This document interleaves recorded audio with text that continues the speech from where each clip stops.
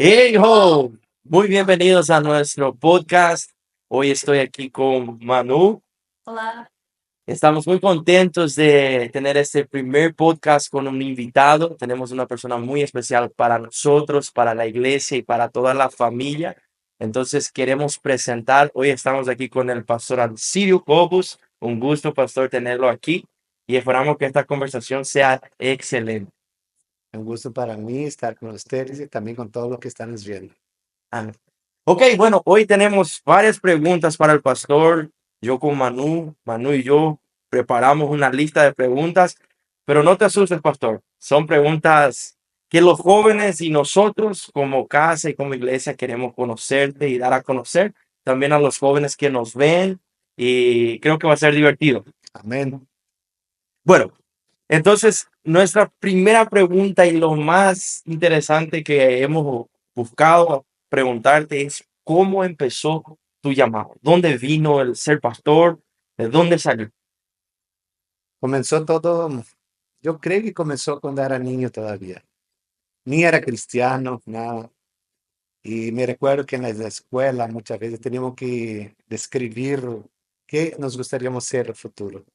Y yo no era cristiano, ni mi familia, nada. Y me recuerdo que en una ocasión por lo menos puse que yo quería ser pastor. Y después el profesor preguntó, ¿qué es eso? Y yo ni sabía por qué puse ese. Yo creo que ahí ya estaba, pero mi llamado, cuando sentí mismo ser pastor, cuando estaba ya en el seminario. Yo me fui al seminario porque nosotros vivíamos un poco lejos de la iglesia y hacíamos estudios bíblicos en esta casa, células. Y no sabíamos predicar, no sabíamos enseñar, nos era recién convertido, venía mucha gente a visitar nuestra célula, llegamos a tener 80 personas, Wow. pero no sabía enseñar ni yo, ni mis hermanos, ni mi papá. Entonces dije, voy un año al seminario para poder enseñar mi grupo, mi célula y ayudar en la iglesia. Ese fue mi pensamiento. Incluso cuando llegué a los 18 años, llegué al seminario, tuve que rellenar mi formulario y ya había esa pregunta si iba a estudiar todos los años para ser pastor y yo pues sí, no, mi pensamiento era un año. Y durante ese año creo que fue mi llamado mismo, porque tuve varios sueños y en esos sueños yo interpreté y otros alumnos con profesores me dijeron, Dios está te llamando.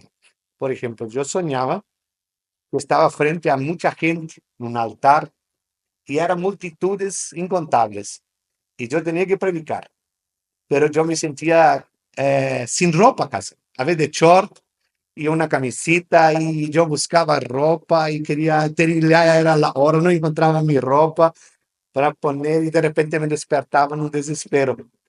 Y entonces conté a mis colegas, conté a profesores que había soñado y no solo una vez, como tres, cuatro veces me soñé durante ese año.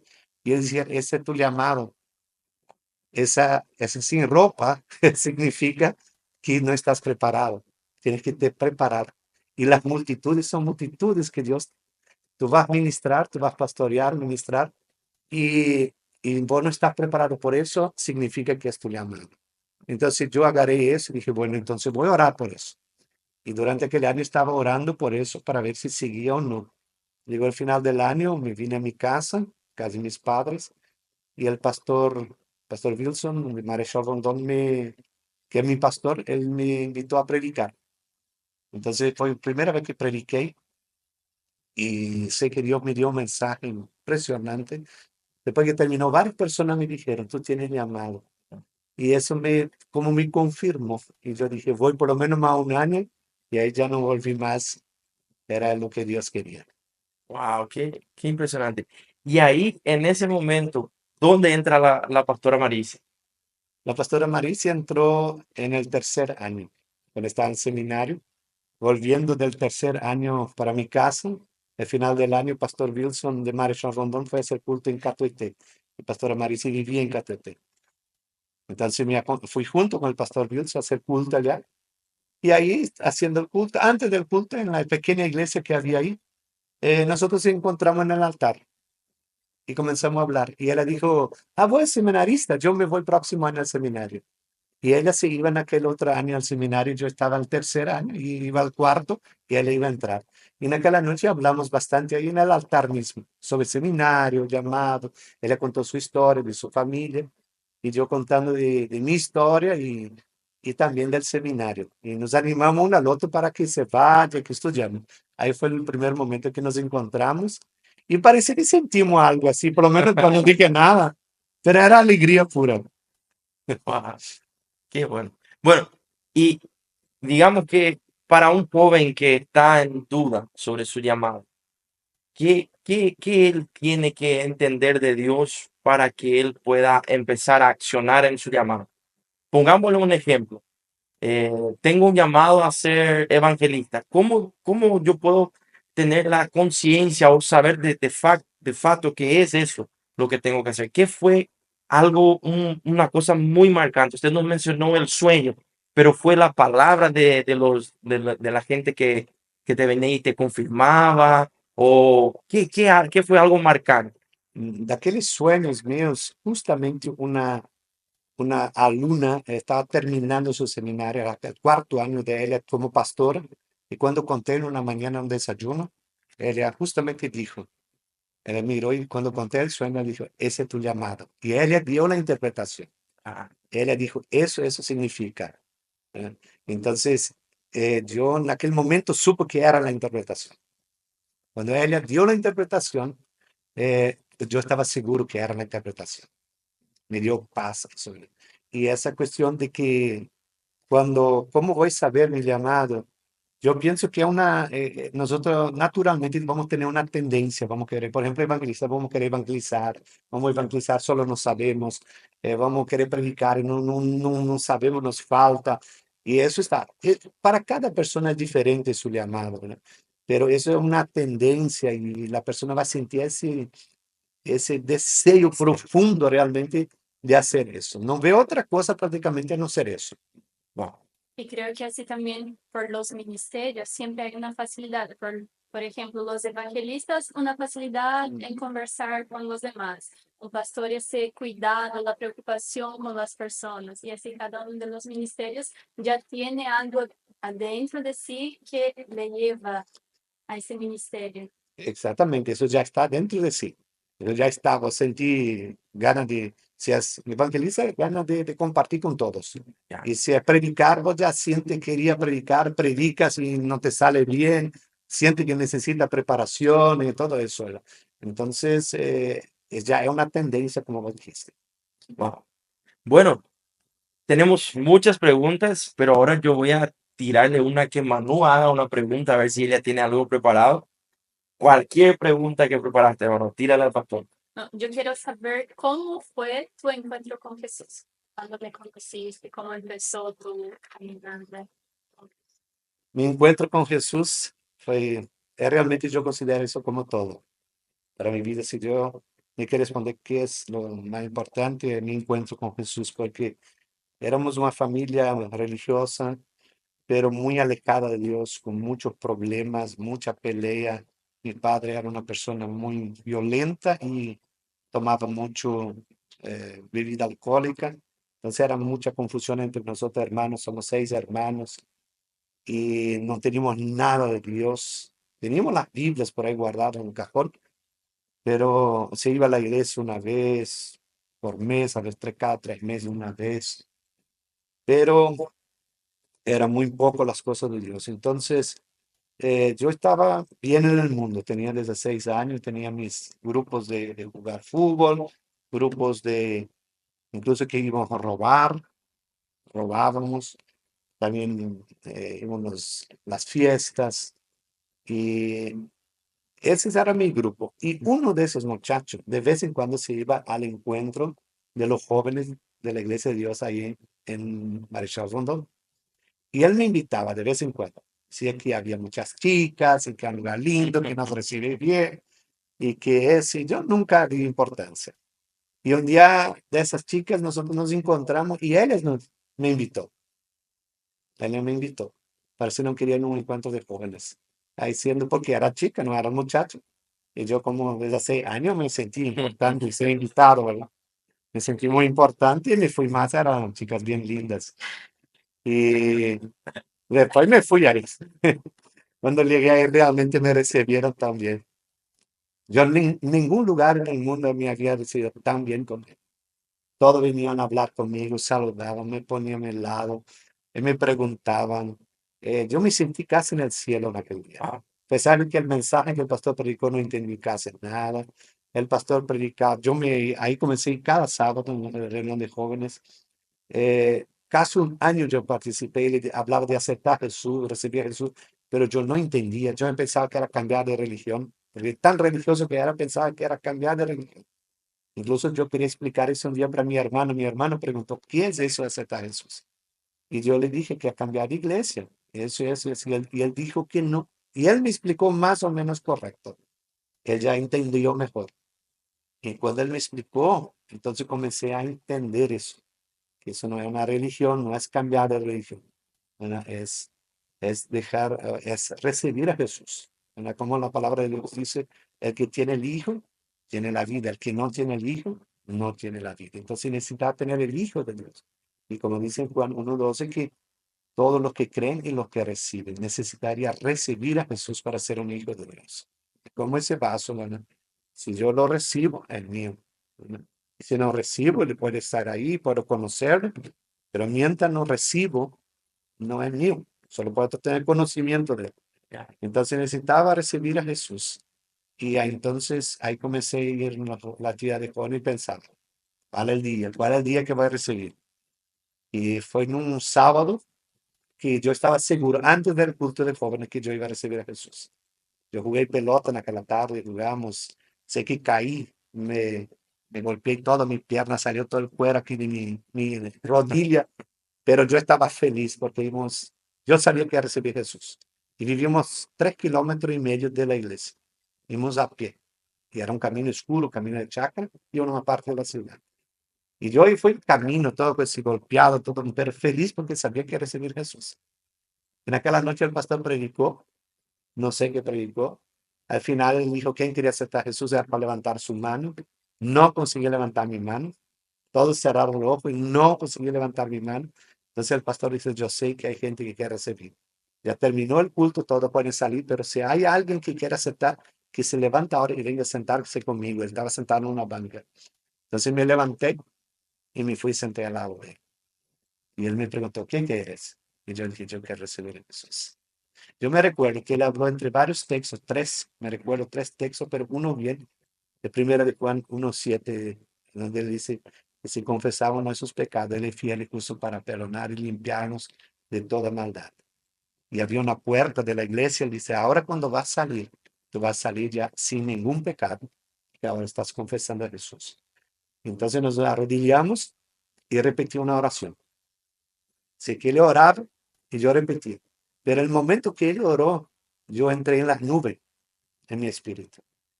Yo no me sentí más en el piso. Yo no sentí mi rodilla golpeada. Estaba arrodillado encima de ella. No sentí más nada. Él oraba y yo oraba y repetía, pero entré en nubes y yo volaba dentro de las nubes. Yo veía las nubes a mi lado y a una alta velocidad. Ah, Una alta velocidad. Y repitiendo la oración. Y yo volaba dentro de aquellas nubes. Volaba. Sentía volando y hablando, repitiendo la oración del pastor. Cuando él terminó la oración, dice amén. Me sentí de vuelta en aquel lugar, me abrazó, me dijo, vos eres una nueva persona. Y ese sentí una presencia como nunca en mi vida, una paz total, ¿verdad? Y sentí como que realmente Jesús había entrado en mi vida. qué impresionante. Ah, Yo pienso que ese es lo que la Biblia dice, ¿verdad? Esa transformación. Yo no conocía el texto, pero sabiendo hoy que le dice que nos somos trasladados del imperio de las tinieblas al reino de su luz. Yo creo que ese fue el traslado. Yo viví eso en aquel momento, todo el tiempo. Literalmente yo volaba dentro de aquellas nubes. es una conversión bastante diferente de lo habitual, ¿verdad? Pero qué increíble, eso es yo creo que de ánimo, ¿verdad? Para la gente que muchas veces nos ve o ve nuestros videos o viene a la iglesia y tiene una cierta vergüenza o no entiende, hoy tal vez van a entender qué es aceptar a Jesús, ¿verdad? Y yo justo preparé una pregunta acá, yo creo que está muy respondida, pero ¿qué Jesús representa en su vida? ¿Qué es lo que Jesús representa para vos? Jesús representa, como dije ya, todo. Todo. Es todo para mí. Porque Él es el camino, ¿verdad? Como dice la Biblia,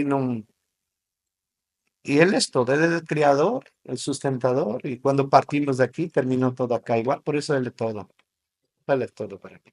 Increíble. Bueno, yo tengo una serie de preguntas, pero ahora voy a tirar la pelota a Manu otra vez porque está muy callada en nuestro primer podcast. Entonces, Manu, va. Dijiste que estabas allá en Marechal. Vivías allá antes. ¿Cuándo viniste a Paraguay? ¿Cómo fue el proceso? Es un proceso bien largo, voy a intentar hacer resumido. Yo justamente estaba en ese tercer año de mi seminario, cuando conocí a la pastora Marisa. Y en aquellas vacaciones también ayudé a un pastor de Río Verde, Goiás, que estaba enfermo. En las mismas vacaciones quedé un mes y medio con él ayudando estaba enfermo. Y entonces la iglesia de Goiás dijo así a mí que quería me convidar como pastor, que me faltaba un año de seminario más un año de práctica, porque el pastor no estaba bien de salud y pensaba que cuando terminaba que viniera allá y ser pastor allá junto con él, hasta que él podía o no puede más y que yo les quería me invitaron para ser pastor allí. Pero yo no sentí una convicción, era un lugar lindo, hermoso, muchos jóvenes, era hermoso, el tiempo que pasé ahí fue muy lindo. Y cuando volví al seminario, pero yo tenía una inquietud sobre Paraguay de aquel día que había hablado con Marisi y también con el pastor que se iba a la sepultura. Conocí la iglesia y sentí que ahí también necesitaba un pastor en Paraguay, en Catuete. Entonces tenía eso ya en mi mente. Y durante ese mi último año de estudio, cuando faltaban 3 meses, hicieron una reunión conmigo y me invitaron a Paraguay. Me invitaron. Cuando iba a terminar, a hacer mi práctica un año con el pastor Wilson, que es cerca de Marechal Rondón, a Catuete, y ya comencé a atenderlo durante aquel año de práctica Catuete. Y yo sentí la hora en mi lugar. Yo ya olvidé del norte allá y ya sabía Paraguay. A pesar de que no fue muy fácil porque la iglesia era 11 personas y eran todos parientes de la pastora Marisa. Y pariente no es fácil al comienzo y ahí comenzamos, ¿verdad? No había casa, no había auto, no había salario, nada. Y ahí fuimos ahí. Y comenzamos así mismo por fe y despacio. Dios fue proveyendo todo. Y en esa época ya estabas con Marisa. Sí, al final de mi práctica, nosotros casamos. Terminé el cuarto año, ahí pusimos de novio porque nosotros en seminario prohibido estar de novio. Se puede querer uno al otro, orar uno por el otro, pero no se puede poner novio. Entonces cuando terminé, nosotros comenzamos el noviazgo y en agosto nosotros casamos. Pero ya éramos muy amigos, trabajamos juntos en la misma iglesia, siempre estábamos hablando, trabajando y nos víamos que nos complementábamos uno al otro. Yo veía trabajando con niños, yo también he trabajado con adolescentes, jóvenes en la iglesia, en Curitiba, junto con los profesores del seminario, pero ya vimos que había algo. Estábamos orando. Cuando terminó el seminario, comenzamos, unos de novio, pasamos casi aquel año de novio, y no había cómo estar mucho de novio, no había celular. Yo estaba en Marechal Rondón y haciendo mi práctica, él en Guaira. Yo creo que encontramos 3, 4 veces durante ese año, y en eso ya anotamos nuestro día de fecha de casamiento y nos casamos. Y ahí vinimos a Paraguay, fue en agosto el casamiento y vinimos en diciembre. El día 7 de diciembre fue donde recibí mi título de pastor y al día 8 nosotros vinimos a Paraguay. Con los maletines, las bolsas, tenía mucha ropa blanca y allá era puro polvo. Y ahí ese polvo ensuciaba mucho mi ropa, era ya un problema. Pero ya vinimos hacia Paraguay para el pastorear. Pero entonces, tu historia en Paraguay comenzó en Catuete. Entonces, acá. ¿Y cómo llegamos hoy a Santa Rita? ¿Cuál fue la trayectoria para llegar a Santa Rita? Bueno, tuvimos 8 años en Catuete, Dios nos bendijo bastante ahí. Y ahí nosotros, la misión quería una obra en Ciudad del Este. Y ahí nosotros teníamos ya algunos pastores con nosotros. Y ellos siguieron el pastorado ya. Nosotros fuimos a Ciudad del Este y comenzamos una obra de cero. Y ahí comenzamos, evangelizamos, tuvimos 5 años ahí de comprar terrenos y iglesia, teníamos bastante gente. Y el pastor de Santa Rita, él quería irse a Brasil. No quería más vivir aquí, quería ir a Brasil. Y justamente fue en el año 95, 96 que llegamos. Enero de 95, de 96 llegamos a Santa Rita. Eh, Habían pasado 3 años de sequía acá en Santa Rita, ya que es una zona de mucho de agrícola, Ujú. entonces había una crisis financiera muy fuerte por la ciudad. En aquel mes de enero se fueron 11 familias de la iglesia a vivir a Brasil o otro lugar. Junto con eso el pastor Ronaldo también se fue. Y quedó algunas familias aquí, un poco, creo que fueron 25, 24 personas que quedaron aquí.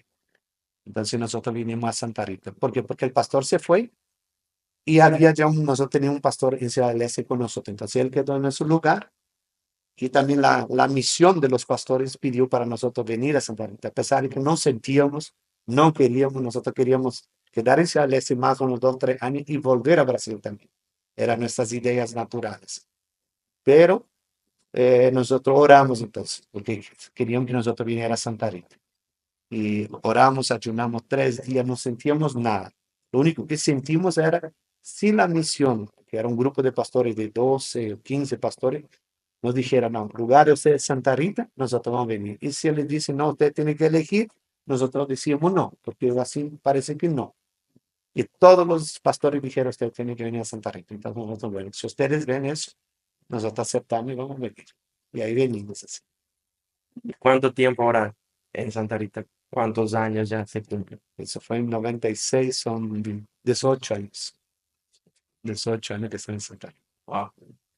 Lo que vemos mucho en tu vida, pastor, y creo que hablo por muchos, es que vemos mucha negación, tal vez por otros deseos que ustedes tenían, ¿verdad? Y yo creo que es una inspiración. Y yo tengo acá una pregunta que yo luego quería hacerlo al comienzo, pero la temática no deja, ¿verdad? Pero es, ¿qué desafío? Yo sé que muchos, pero algo así, poco más específico. ¿Qué desafío usted enfrentó en predicar la palabra de Dios en todos esos años? ¿Cuál es el desafío? No sé, tal vez la gente, tal vez el público, tal vez ah, que haya muchos no convertidos. ¿Cuál es el mayor desafío de predicar la palabra de Dios en este tiempo? O mejor, en esta generación ahora, ¿verdad? Que estamos entrando viste que ahora todo es muy acelerado, ¿verdad? Entonces, ¿cuál es el mayor desafío para vos hoy o como iglesia, un desafío en este tiempo de predicar la palabra de Dios? ¿Cuál ves que es el mayor desafío? Yo creo que para mí siempre fue el gran desafío porque hay pocas personas convertidas, entonces se ve mucha gente que necesita de Jesús. Entonces siempre pienso llevar almas a salvación, a salvación, a salvación. Incluso eso fue mi lucha también, venir a Santa Rita, porque Santa Rita ya había una iglesia, entonces tenía que estar más en oficina, estar... Y yo en Ciudad del Este, no, toda semana estaba en evangelismo, en la calle, haciendo evangelismo, y eso me gustaba, almas. Entonces el desafío siempre fue las personas, que las personas aceptan, reciban a Jesús, aceptan a Jesús. Y esa era siempre mi pasión. Entonces, si me dijera así, ¿cuál es la cosa que más te gusta o qué? Es ver las almas cuando aceptaron a Jesús. Yo vi muchos milagros, yo vi muchas cosas grandes suceder, incluso Dios me usó para resucitar a una persona muerta, me oré. Eh, Era extraordinario. Liberación también me gusta, ver los espíritus malos salir de las personas, pero nada más de que cuando veo personas aceptar a Jesús. Eso es lo que más me da alegría y también es el desafío así de eso, ¿verdad? Y para mí, desafío a predicar, naturalmente no conseguimos. Dependo de Dios. Ahí necesito sacar tiempo con Dios, es pasar mi tiempo de oración, ayuno, buscar a Dios, para Él me da el mensaje, me da la palabra, porque naturalmente vamos a ser muy natural, muy humano para predicar y no el resultado es poco. Entonces, cuanto más tiempo paso con Dios, sé que más inspirado, más revelación voy a poder tener para poder enseñar y predicar. Vamos a hacer un gancho. Esa historia de la resurrección. Creo que la gente no se va. Creo que hizo un choque ahí en la gente, pero usted puede contarnos más sobre cómo fue. ¿Cómo fue esa, no sé, estar ahí, ver a una persona muerta y orar y, no sé, Fue, contándonos? fue en una campaña evangelística. Nosotros estábamos haciendo en la ciudad de Ibirarobana, cerca de Catuete, rumbo a Curuguaté. Estábamos ahí haciendo una campaña evangelística. Durante la tarde nosotros pusimos autopalante en el auto y fuimos llamándola a la gente. Y, y frente a un colegio, solo al otro lado de la ruta, había un tronco y ahí se llama el palco. Pusimos más unas tablas y se llama el palco con los altoparlantes. Y ahí hicimos la campaña. Y cuando estábamos ahí predicando, eh, vino muchos jóvenes. Justamente se terminó las aulas ahí en el otro lado y todos los jóvenes vinieron ahí. Era como unos 300 jóvenes, más la gente que se reunió ahí. Nosotros predicamos y muchos jóvenes y gente recibiendo a Jesús. Gente se manifestando, ahí orando con ellos. Distribuimos 50 Biblias, faltó Biblia, solo por lo que era aceptar a Jesús acá la noche. Wow. Y cuando estaban terminando, llegó la policía y nos intervenió y dijo que ustedes no pueden hacer ese tipo de actividad. Y yo dije, estamos terminando. Y él dijo, ¿quién es responsable? Todos me apuntaron a mí, yo soy responsable. Y entonces él dijo, ¿dónde está tu documento? Y yo me di mi cédula. Él dice, entonces mañana venía a hablar conmigo allá en la comisaría. Bueno, y terminamos la actividad, él llevó mi cédula. Otro día fui allá con los documentos de la iglesia, tenía todo junto. Tenemos permiso para poder predicar en todo territorio paraguay, Ujú. de educación y cultura, le ese junto. Y cuando llego allá, había un guardita allá, un muchachito, como su escopeta quedó así. Parece como que yo iba a hacer algo y otra allá. Y llegó el comisario, se paró bien enfrente de mí. Y yo le mostré la hoja de educación y cultura que podemos hacer actividades evangélicas en todo territorio paraguay, sellado, todo por el Ujú. gobierno que pueda. Cuando le toman la mano, comienza a leer, viene una mujer corriendo por detrás de él, gritando que murió su hija. Murió mi hija, pero murió mi hija en sus brazos. Y vino y pone en sus brazos del comisario. Y yo agarro su hoja de vuelta y él agarra y queda dura, mirando. Y en eso vienen más 5 o 6 mujeres gritando y la mamá arrancaba su cabello así. Y gritando, murió mi hija, murió y el comisario duro así, parado. Y en eso son cuestión de segundos. Yo miré a la niña, tenía como 6, 7 años, sus ojos virados, sangre y agua salía así de su boca, no respiraba, sus ojos estaban así torcidos, no respiraba, estaba así, con los brazos hacia abajo y así los brazos del comisario. Y no sé, creo que Dios o el Espíritu Santo me tomó. Yo dije, ¿por qué ustedes están así? ¿Por qué gritan así? Y tomé en la mano, en la boca de la niña, puse así, apreté y soplé en el nombre de Jesús. Y cuando soplé, ella volvió a vivir. Y yo no sé por qué, yo Wow. no sé por qué hice, simplemente creo que Dios me dio, me hizo hacer aquel momento. Y ahí el comisario estaba ahí, y la niña así, mamá, mamá, y él entregó para su mamá. Y la mamá se fue, y yo tranquilo, yo como si nada me hubiera pasado, nada, nada, nada. Y la mamá, y salieron así, salieron para allá, y cuando se fueron, yo entregué la hoja de vuelta para él. Para mí como que alguien pasó un café o algo. No, no percibí nada todavía. Y él comenzó, agarró así, estaba temblando así, y quería leer, no consiguió, dobló la hoja y dijo, pueden hacer, pero baja un poco el volumen hoy anoche. Vamos a hacer otro punto en la noche. Pero ahí vino toda Wow. la ciudad, casi vino acá la noche. Wow. Fue una bendición muy grande. Increíble. Yo, wow, qué sobrenatural, literalmente. Qué milagro. Usted vivió otros milagros. Yo creo que ese va a ser, yo creo que el number one, el número uno, ¿verdad?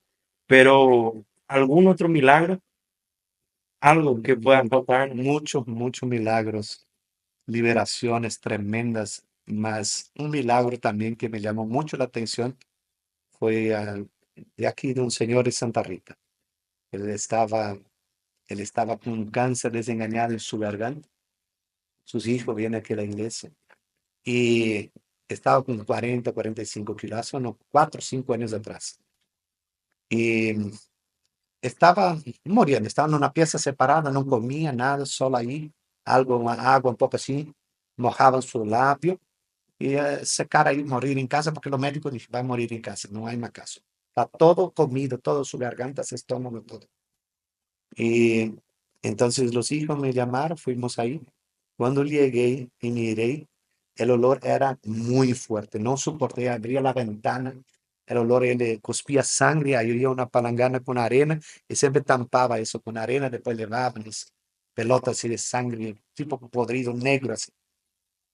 Y llevé el aceite, ungimos él y puse aquel texto donde dice que, de Santiago, dice que si alguno está enfermo, que ungí con aceite en el nombre del Señor y el Señor lo sanará. Ungí, oramos y dando gracias. Señor, tú dijiste, declaramos sanidad y que sea sano, así como dice tu palabra. Pero para lo que veíamos era un choque, solo por fe. Hacíamos eso porque la palabra de Dios dice. La palabra de Dios dice, yo hice según la palabra, en obediencia a la palabra, y oramos ahí, reprendemos ese espíritu de muerte, ordenamos salir de ese lugar. Y es impresionante que a partir de ese momento ese hombre se sanó, desapareció todo.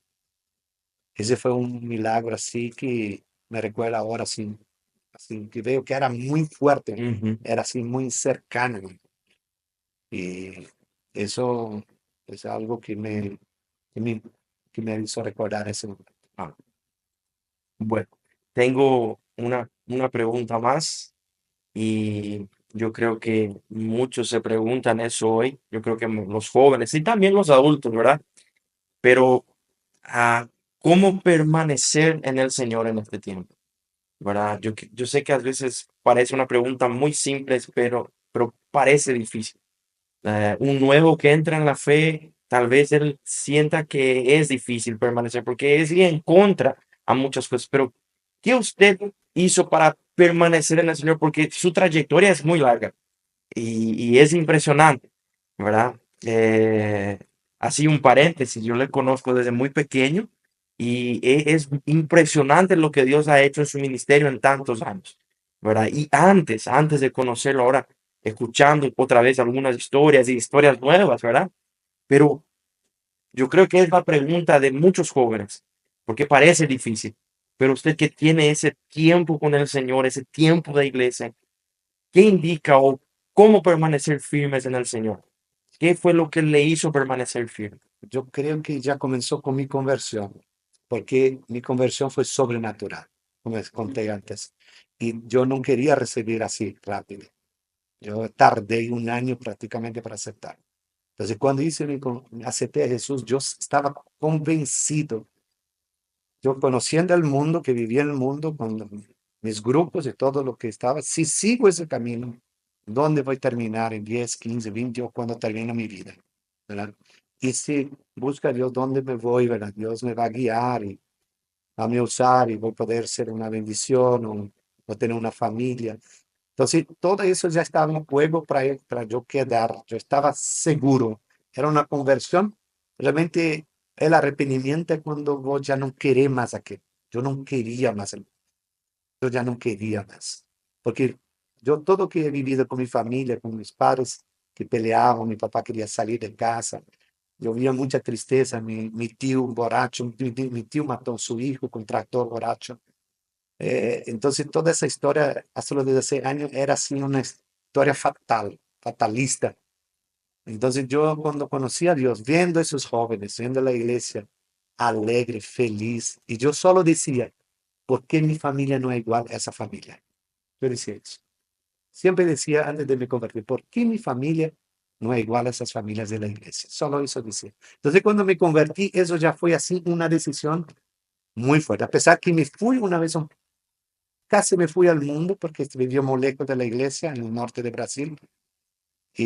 Pero fue así un momento, así, más no fue mucho. Después tuve mis bajos y altos mi vida, pero fue ya una conversión segura. Ahí ya comenzó. Pero ahora para permanecer y para mí personalmente es siempre estar buscando a Dios, tanto en oración, lectura de la Biblia, porque si no hago eso, me desanimo, las situaciones, circunstancias comienzan a hablarme, yo comienzo a me incentivar con las cosas financieras, con lo que sea una pesca, ya eso me entra, ya me entusiasma demasiado. Entonces, cuando comienzo a orar, buscar la palabra, leo, parece que esas otras cosas son cosas buenas, pero tienen su lugar, y las cosas de Dios entonces se levanta y tiene sentido, da significado en mi vida, ¿verdad? Entonces a veces quiero quedar por mi temperamento, soy a veces ansioso. A la ansiedad puede atacar fácil. Entonces yo sé, cuando comienza a atacar la ansiedad, falta más oración, más lectura de la Biblia, ayuno, busque rendir todo eso que está me queriendo llevar ansioso. ¿Por qué nos lleva ansioso? Es dinero, proyectos, es sueños y cosas. Y eso nos comienza a llevar ansioso. Y cuando comienzo a buscar a Dios, eso va a su lugar. Que todo tiene su lugar, ¿no? Lugar bueno, tiene su momento, todo va a su lugar y Dios ocupa el primer lugar en mi vida. Por eso yo digo, si una persona quiere perseverar, no hay otro camino. Por eso, como dice Pedro, dijo, desear como niño recién nacido la leche espiritual. Como niño recién nacido necesita la leche, si no le muere, si no se enferma, si no, no crece. Así nosotros necesitamos de la palabra y de la oración y de la adoración. A mí la oración y la adoración caminan juntos. Por ejemplo, hoy mañana a las 5 de la mañana pasé 30 minutos solo adorando y orando junto con la adoración. Cada palabra que adoraba yo declaraba eso en mi vida. Y después pasé un tiempo orando, intercediendo. Entonces, para mí está el secreto ahí. Permanecer, no hay otra forma. La iglesia es importante, los cultos, discipulados, todo es importante, pero mi vida personal tiene que se agarrar en Dios, porque hay mucha tentación, hay mucha gente, muchos amigos, hay muchas situaciones, muchos desafíos. Entonces, eso nos va a distraer y nos va a llevar otra vez a mí. Va. Y creo que hacer eso sin ganas. Hoy no estoy con ganas de leer la Biblia, Exacto. hoy no estoy con ganas de orar. Es hacer eso a pesar de... De no tenerla. Sí, Realmente, cuanto más sin ganas estamos, es más necesitado esta vez. Wow. Entonces, más tiempo tendríamos. A veces no conseguimos porque no decidimos hacerlo, pero si decidimos, simplemente nos entregamos. Y digo, ahora voy a pasar tiempo con Dios. Y eso comienza a fluir y es un deleite. Siempre un deleite está en la presencia de Dios. creo que hay una frase de Martin Lutero que es, cada día oro 1 o 2 horas por día, pero cuando no tengo ganas o cuando tengo más cosas para hacer, ahí oro 3, 4 horas. Así mismo. Ay, qué- Sí, así mismo. Es bien así. Entonces, cuando no tenemos tanta fuerza o desánimo, significa que tengo que buscarlas. Y hay momentos que parece que no tengo más fuerza, ahí simplemente saco un tiempo de ayuno. Yo digo, no hay más caso, mi situación está agravando, me siento desanimado, me siento eso, me siento ansioso y simplemente marco una fecha que sea un mes o 2 meses, y busco una fecha de 3 días, de 5 días, donde me separo para orar y ayunar. Y ahí se explota todo eso que estaba ahí, quedo libre de eso. Y creo que es importante que la gente sepa que hay esos periodos en que estamos desanimados. Ahí. No es solo contigo, no es solo conmigo, pasa con todos. Es con- Y tenemos que continuar, tenemos que buscar. Y creo que algo muy importante es tener cerca personas maduras que podamos hablar, compartir y animar unos a otros. Quizás estás pasando por algo que me ayuda a animarme. Y así como contaste la historia que resucitaste a la chica, tipo, wow, quiero llegar, Ah, eso. quiero llegar en ese, tipo, Ah. quiero vivir estas cosas también. Y ahí nos animamos a buscar más, a estar más. Así es. Y yo para mí como pastor, para mí esa es la parte fundamental, en buscar y no hay otro camino. Porque yo tengo una debilidad en esta área de mi decepción. Y eso depende por causa de mi temperamento. Mi temperamento, una parte muy fuerte es la decepción. Y eso me juega muy mal. Porque desde mi conversión, desde el momento que me convertí, yo entré en la iglesia, en todo que había en la iglesia. Había clases de trompeta, comencé a agarrar, corro, me iba al corro, estudio bíblico, me iba. Entonces era de lunes a lunes, todas las noches estaba en la iglesia. Yo reorganicé todos mis trabajos, porque trabajaba en la chacra, trabajamos antes para después ya tal horario estar en la iglesia. Y entonces yo viví eso y pensé que siempre era eso. Entonces hoy viendo a ver los jóvenes, viendo las familias con otros temperamentos, con otros formatos, para mí me decepciona. Cuando voy en un culto y la gente no viene, ese no vino ya 2 veces, 3 veces, para mí es una decepción, solo que no lo demuestro a nadie. Y no voy a poner, ¿verdad? Me decepcionan. Llego en casa triste. No llego a ningún culto alegre en casa, mayoría, porque ese no vino, ese no vino, ese no vino. Pero ahora, trabajando en mi temperamento, estoy entendiendo que otros son otros, otros tienen otro formato, otras maneras. No, no significa que no deja de ser cristiano. Entonces estoy entendiendo eso, pero para mí siempre la decepción fue una área muy difícil y eso me lleva así a punto de dar desánimo y que tengo que única cosa me agarrar en Dios, en Jesús, en la oración, en la palabra, en el ayuno, para siempre estar bien. Por eso yo hago mi ayuno miércoles, porque hasta miércoles la mayoría estoy todavía sufriendo del culto de domingo. Y ahí tengo culto miércoles y voy a sufrir otra vez por lo que no están. Entonces ya entrego todo, rindo todo, doy gracias en todo. Y ahora ya consigo sobrelevar y no me decepciona más tanto. Porque entiendo hoy que las personas somos diferentes. ¿Verdad? Y no es que necesariamente tiene que estar los 7 días en la iglesia. Pero yo pensaba que sí. Cuando me convertí pensaba que así. Si uno no está, no era cristiano. Porque yo fui así. Mi familia fue así. Del extremo perdido, nosotros venimos al extremo cristianismo. Wow. Es interesante, ¿verdad? Saber que cada uno es un poco diferente, ¿verdad? Yo también tenía más o menos el pensamiento del pastor, ¿verdad? Que tenía que estar todos los días en la iglesia y siempre estaba todos los días en la iglesia, ¿verdad? Pero qué bueno, es bueno escuchar eso, pastor, porque yo creo que nos anima también a ver que usted tiene una forma, un escape y ese escape todavía sigue siendo Jesús, ¿verdad? Porque nosotros vemos en el mundo que muchos buscan escape o hasta mismo algunos cristianos buscan escape y van, no, qué sé yo, de vacaciones y se olvidan de leer la Biblia, de orar y usted su escape es Jesús. Entonces nos anima que de verdad no hay otra salida que es Jesús. Bueno, yo creo que estamos llegando casi al final, ¿verdad? Yo no sé si tenés otra pregunta por hora. Bueno, Yo quiero solo terminar eso del sí, pastor. escape. Eso es interesante, porque una vez yo dije, estaba muy desanimado y dije, voy a la pesca, para un escape, como vos decís, si Ajá. viaje, eso, voy a la pesca. Y yo estaba así, me enojé tanto en el río que comencé a romper la red, y se enganchaba, yo hacía fuerza, yo comencé a me enojar hasta que un momento, pero le di un libro para leer. Y Dios mandó una lluvia que no me dejó más de pescar, porque la pastora dijo, si vos no vas a leer el libro que trajiste para leer, y yo estaba solo queriendo como escape pescar, y me enojaba leer. Y entonces llovió y no pude, entonces agarré el libro. Y el libro decía, ¿en llamas para Dios o en llamas sin Dios? La llama para Dios es una vida con Dios en fuego. Y eso me habló en una hora que estaba leyendo, hablaba del Espíritu Santo.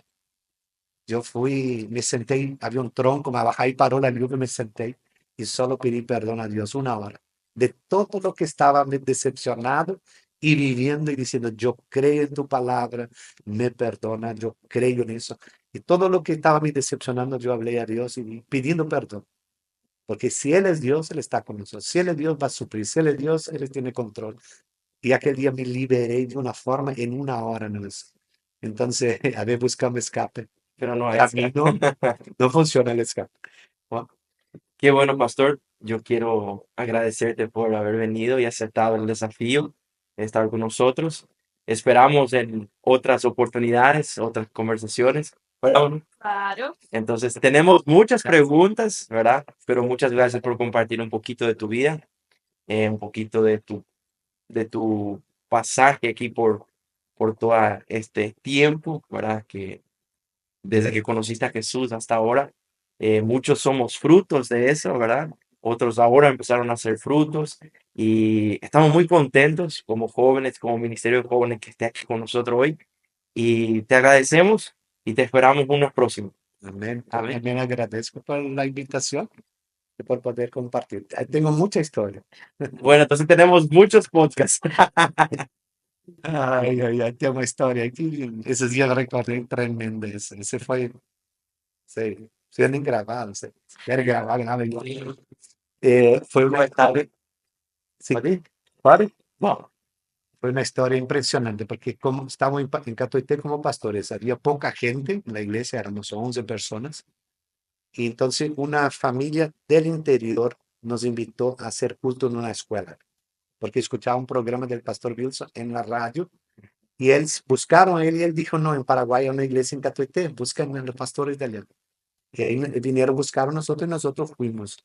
Comenzamos a ir. Había un colectivo de mañana que salía a la ciudad, de la colonia a la ciudad y mediodía volvía, solo un colectivo para ir y para volver. Entonces nosotros marcamos y fuimos ahí. Comenzamos a hacer culto en esa escuela y varias personas se convirtieron. Una señora que se convirtió, en la noche que se convirtió, dijo, esa semana quería quitar mi vida. El primer culto, 10 personas se convirtieron, aceptaron a Cristo.